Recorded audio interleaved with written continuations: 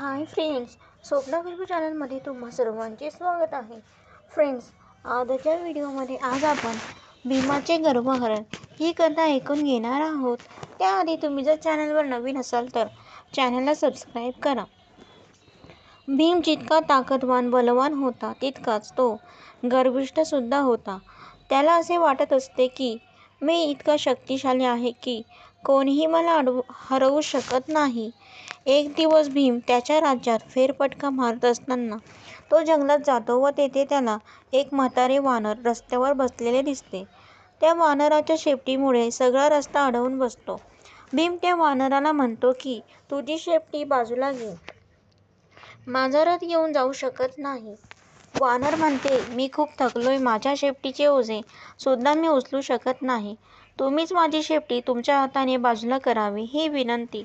भीम रथातून खाली उतरून त्या वानराची शेपटी उचलून बाजूला करायचा प्रयत्न करतो, पण शेपटी काही सरकत नाही.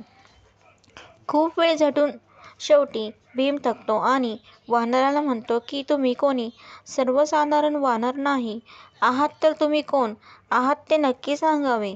तेव्हा ते वानर त्याला विराट रूपात दर्शन देते आणि हे दुसरे तिसरे कोणी नसून ते प्रत्यक्षात बलवान शूरवीर शक्तिशाली हनुमान असतात. तेव्हा भीम हात जोडून हनुमानाच्या समोर उभा राहून त्याची क्षमा मागतात आणि म्हणतात, मला माफ करावे, मी माझ्या शक्तीपुढे बुद्धी विसरलो, मला गर्व झाला व तुम्ही माझे गर्वहरण केले त्याबद्दल धन्यवाद. अशी भीमाच्या गर्वहरणाची कथा.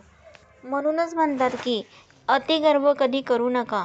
तुम्ही कितीही मोठे श्रीमंत, शिकले सवरले, बलवान, शूरवीर, शक्तिशाली, बुद्धिमान असू, पण आपल्यासमोर जे कोणी आहेत त्यांचा आदर करा.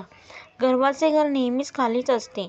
तर फ्रेंड, अशा प्रकारे भीमाचे गर्वहरण ही कथा समाप्त होत आहे.